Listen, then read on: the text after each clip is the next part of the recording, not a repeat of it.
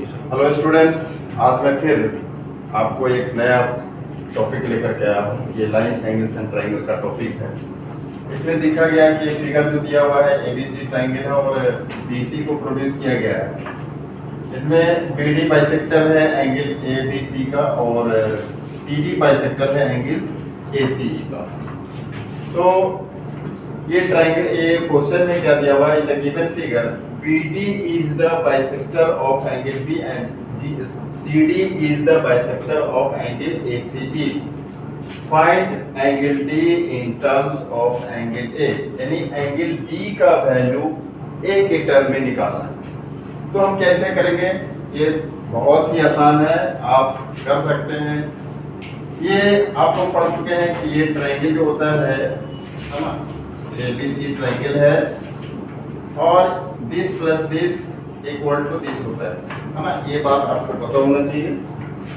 तो यहाँ पर हम लोग उसी कंसेप्ट का यूज करेंगे, एक्सटीरियर इंटीरियर एंगल प्रॉपर्टी का यूज करेंगे। तो यहाँ पर क्या लिखते हैं, यहाँ पे सॉल्यूशन लिख करके हम स्टार्ट करते हैं।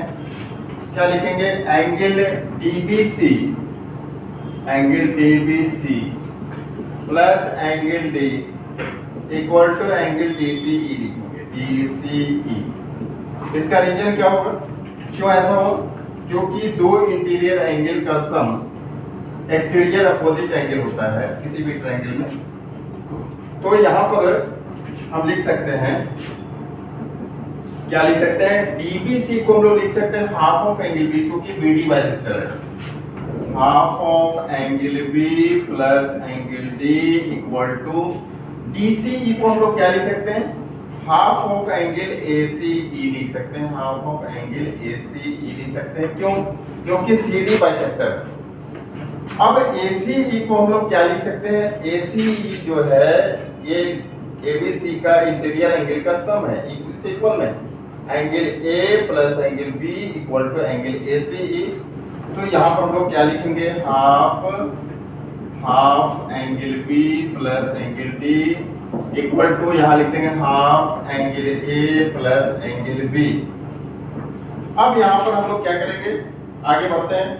इसका जब एलसीएम लेंगे तो यहाँ 2 आ जाएगा, angle B plus 2 angle D, 2 angle D equal to हो जाएगा A प्लस B बाई 2। दोनों तरफ देख रहे हैं कि LHS RHS में डिनोमिनेटर में 2 आ रहा है, तो इसको कैंसिल कर सकते हैं आप।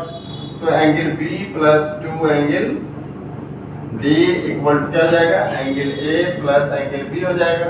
और B को इधर ट्रांसपोज कर दिया जाए तो angle B minus angle B plus 2 angle D equal to angle A हो जाता है। अब ये कैंसिल हो गया तो हमारे पास आ गया 2 angle D equal to half, sorry यहाँ पर एंगल A हो जाएगा।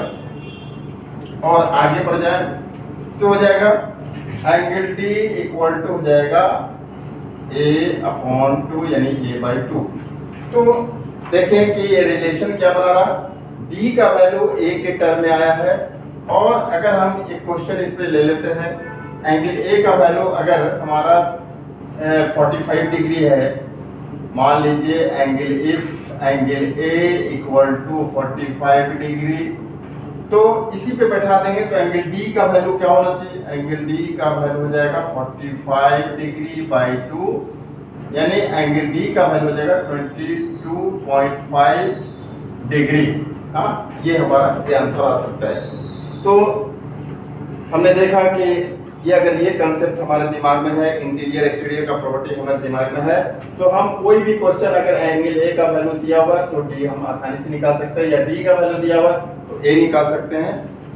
तो आपको मेरे ख्याल से समझ में आ गया होगा। Thank you.